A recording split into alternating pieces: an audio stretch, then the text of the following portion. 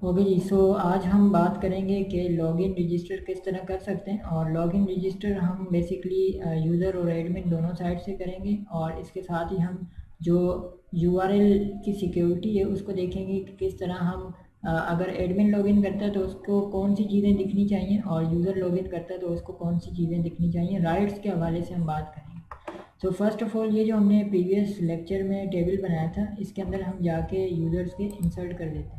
Admin तो चूँकि backend से ऐड होता है तो हम एडमिन को ऐड कर देते हैं, ठीक है। एडमिन एक gmail.com 123 और इसकी रोल टाइप हम 1 कर देंगे। यूज़र को हम रजिस्टर करेंगे खुद, ठीक है। तो हमने फ़िलहाल एडमिन को यहाँ से भेजा है और यूज़र के लिए अभी हम क्वेरी वगैरह सारे काम करेंगे। सो सेकंड चीज़ ये है कि हम अपने इस पे चले जाते हैं, ठीक है। यहाँ से हम मूवी सिस्टम को हिट करते हैं और यहाँ पे हमारे पास एक लॉगिन का ऑप्शन शो हो रहा है, ठीक है। तो हम लॉगिन पे चले जाते हैं। बेसिकली लॉगिन नहीं, हमें रजिस्टर करना है। तो ये हमारे पास एक फॉर्म, ठीक है। सो इसके अंदर 3 चीज़ें, एक नेम की फील्ड है, ठीक है, मैं यहाँ दिखा देता हूँ, एक ईमेल है और पासवर्ड। तो फर्स्ट टारगेट के जब हम रजिस्टर करते हैं या जो भी काम करते हैं डेटाबेस का PHP के थ्रू, सो फर्स्ट तो हमें अपने डेटाबेस को कनेक्ट करना है। तो कनेक्ट के लिए हमने ऑलरेडी एक फ़ाइल बनाई हुई है कनेक्ट की। तो हम क्या करेंगे, अपनी उस फाइल पे जाएंगे और कुछ कोड कर देंगे।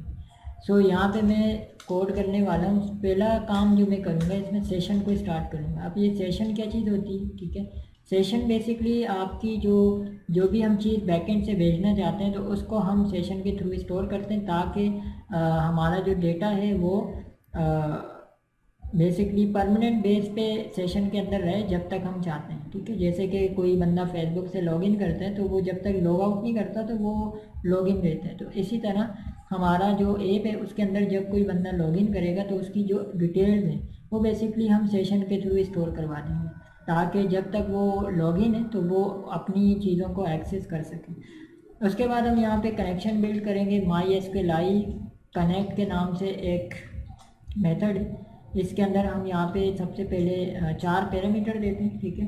सो यहाँ 4 पैरामीटर हम पास कर देते हैं। इसमें हम लिख लेंगे DB मूवीज़, अपने डेटाबेस का नाम, और यहाँ पे फर्स्ट में हम लोकल होस्ट लिखेंगे जो हमारा सर्वर है, और दूसरा जो पैरामीटर है वो रूट का होगा। यहाँ हम एक कंडीशन देते हैं, अगर ये कनेक्शन नहीं चलता तो इसको डाई कर दो, ठीक है। और उसके साथ हम यहाँ पे मैसेज शो करवा देंगे कि नॉट इस्टेब्लिश, ठीक है, DB, ठीक है। तो ये हमने मैसेज शो करवा दिया। अब इस फाइल को हम रजिस्टर के पेज में भी इंक्लूड करेंगे इस तरह, और हर पेज में जहाँ जहाँ हमें रिक्वायर्ड है हम यहाँ पे लगाएंगे, ठीक है।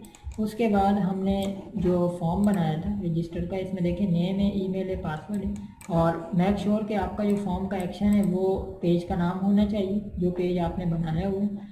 मेथड पोस्ट होना चाहिए, हर इनपुट फील्ड के ऊपर नेम का एट्रीब्यूट होना चाहिए, ठीक है। फॉर्म भले आप कहीं से भी कॉपी पेस्ट करें, लेकिन नेम का एट्रीब्यूट, एक्शन और मेथड ये होना ज़रूरी है, ठीक है। और बटन के ऊपर भी इसी तरह आपने नेम का एट्रीब्यूट देना है, ठीक है। उसके बाद हम कोड की बारी। तो कोड के लिए हम यहाँ पे PHP का ओपन करते हैं टैग। सो हम यहाँ पे टारगेट करेंगे इस सेट, क्योंकि हम पोस्ट के थ्रू काम कर रहे हैं, हमारा मेथड पोस्ट है, तो हम यहाँ पे बटन को टारगेट करेंगे और उसके थ्रू हम यहाँ पे जो फील्ड हैं उनको एक्सेस करेंगे। तो यहाँ पे पोस्ट नेम, और इसी तरह हम तीनों चीज़ें गेट कर देंगे, ठीक है। तो यहाँ पे ये कर दिया, और यहाँ से आपने पासवर्ड गेट कर दिया। तो इसी तरह आप इनको भी फिलअप कर दें, ठीक है, और इस तरह, ठीक है। तो ये हमने कर दिया। उसके बाद आप टेस्टिंग के लिए कि आपका फॉर्म सही फिलअप हो रहा है कि नहीं, तो आप यहाँ पे प्रिंट R कर सकते हैं, ठीक है। यानी जो पोस्ट है इसको आप चेक कर सकते हैं कि ये डेटा सही आ रहा है या नहीं। तो हम यहाँ से जाते हैं और इसको रिफ्रेश करते हैं, इसमें जो भी डेटा लिखना है हम लिखते हैं, ठीक है। यहाँ पे 1 2 3 और इसको जस्ट रजिस्टर करते हैं।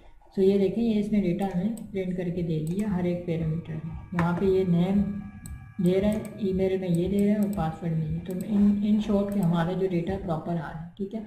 और अगर कोई फील्ड गलत होगी, लेट से ये फॉर मैं कर देता हूँ, और अब मैं दोबारा इसको अगर फिलअप करता हूँ तो ये मुझे इस तरह एक एरर दे देगा, ठीक है। सो ये आपकी टेस्टिंग है कि जो भी बिगनर्स हैं वो साथ साथ अपने कोड को पहले टेस्ट कर दें, फिर डेटाबेस के अंदर जो है इंसर्ट करें।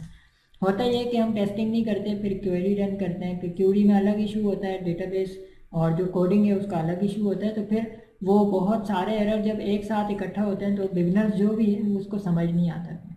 तो इसलिए आप स्टेप बाय स्टेप अपनी टेस्टिंग करें। देन हम एसक्यूएल की क्यूरी लिखेंगे। क्यूरी अगर आपको बेसिक डेटाबेस की नो हाउ होनी चाहिए, अगर नहीं है तो फिर जो है आप सिंपली अपने टेबल पे चले जाएं डेटाबेस में और एसक्यूएल में जाके यहाँ पे डीएमएल की जो कॉमन क्यूरी है, इंसर्ट अपडेट डिलीट, तो वो यहाँ पे इन्होंने दी हुई, आप यहाँ से क्वेरी अपनी खुद डिज़ाइन कर सकते हैं। सो यहाँ पे हमने बेसिकली हमारे कितने कॉलम है, 4, तो हम यहाँ पे 4 एम्प्टी सिंगल कोटेशन इसमें लगा देंगे और उसके बाद हम यहाँ पे रख देंगे। अब हमने इस तरह रखा हुआ है कि इसमें नेम की एक्चुअली वो देंगे, फिर ईमेल होगा, फिर जो हमारा पैरामीटर है वो पासवर्ड क्यूरी के अगेंस्ट, और रोल टाइप 2 होगी क्योंकि 1 हमने दे दी और 2 हम रखेंगे यूजर्स के लिए। हम यहाँ पे MySQL क्वेरी कनेक्शन और उसके बाद एसक्यूएल, यहाँ पे हम इको करते हैं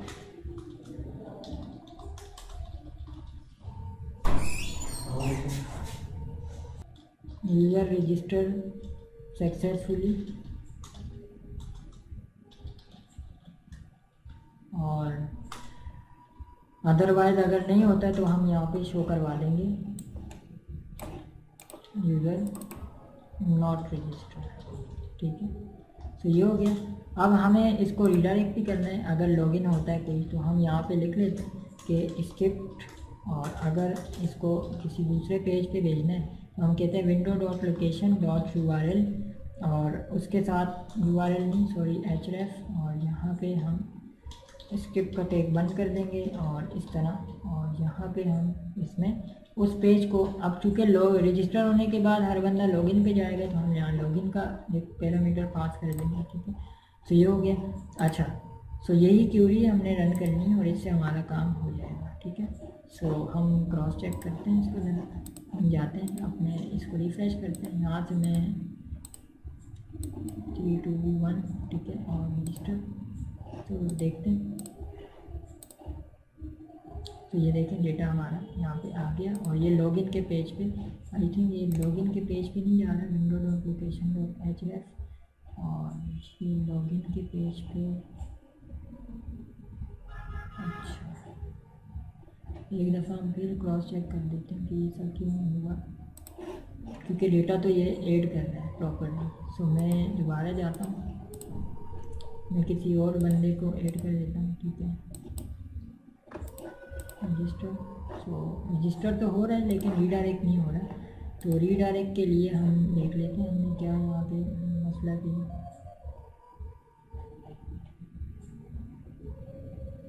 windows.location.href,